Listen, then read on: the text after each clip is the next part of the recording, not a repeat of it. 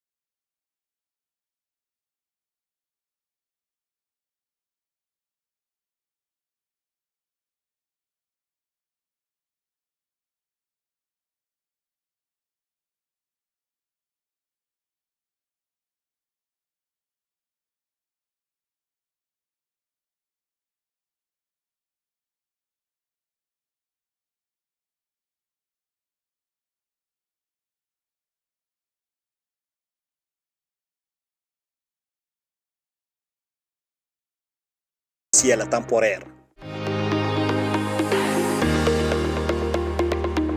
Pour une première fois, les cargos qui vont venir ici, les camions pourront accoster au quai.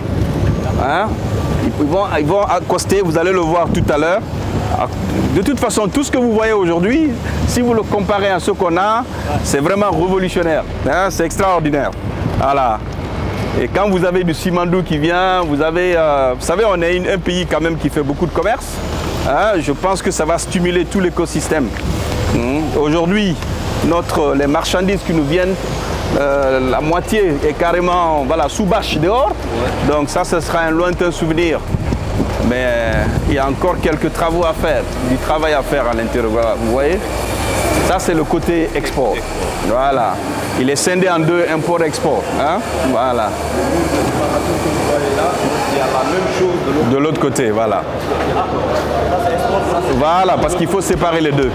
Et vous voyez déjà le type de mur, voilà, ils ont déjà mis les murs là, etc.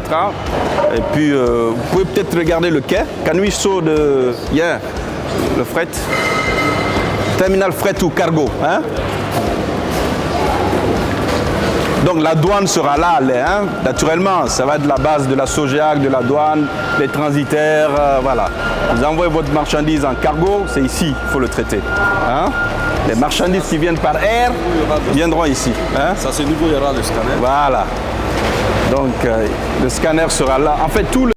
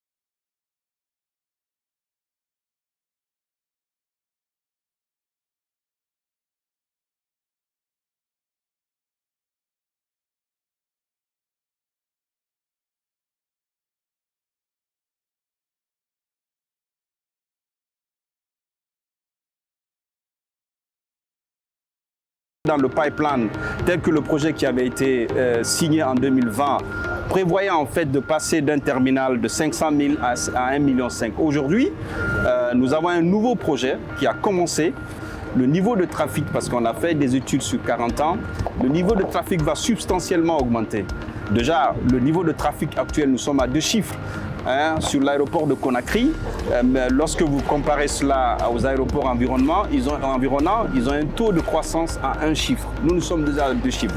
Donc si vous ne faites pas l'infrastructure qui est adéquate, ça va être compliqué pour nous.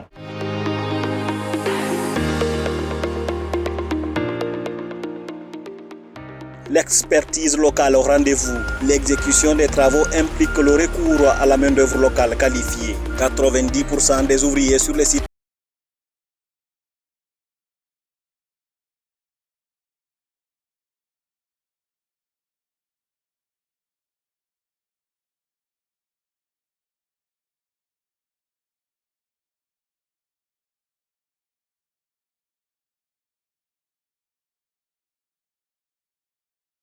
des véhicules. C'est le premier parking automatisé de Guinée. C'est le premier. Et on est là aussi, on n'a pas voulu faire comme les autres. On allait au-delà. Si vous comparez le système de parking ici automatisé avec plusieurs moyens de paiement, vous vous rendrez compte qu'il est un peu plus moderne, un peu plus moderne que ce que nous connaissons dans la sous-région. En termes de retombées, les gens venaient garer leurs véhicules. Et ce qui est marrant dans ça, c'est que c'est ceux qui avaient les moyens. C'est ceux qui avaient les moyens qui garaient leurs véhicules et qui payaient 5 000 francs et qui abandonnaient leurs véhicules. D'abord les recettes, déperdition des recettes pour l'État, pour la Sogéac. Ensuite des questions de sécurité aussi. Parce qu'il y a des gens qui pouvaient abandonner les véhicules ici pendant 2 mois. Alors quand on a voulu changer, on a tapé sur le DG pendant un moment, mais il faut faire ces réformes-là, il faut les faire. Donc on a continué, on l'a fait, et aujourd'hui, tous les gens sont satisfaits, les usagers sont satisfaits de la prestation. Et depuis que ça a été lancé, il n'y a pas eu de, je touche du bois, il n'y a pas eu de problème du tout. Et les recettes, à l'époque, les recettes étaient négatives, parce qu'on faisait carrément du 600 millions l'année sur le parking, alors que la masse salariale nous faisait 1,2 milliard. Donc la Sogéac ne gagnait pas d'argent. Mais aujourd'hui, ce que nous faisions l'année, c'est ce que nous gagnons en 1 mois. Et ce n'est pas négatif, et en net. Donc c'est pour vous dire que les choses sont assez possibles. Modernisation et digitalisation des données, qualification du personnel et croissance économique.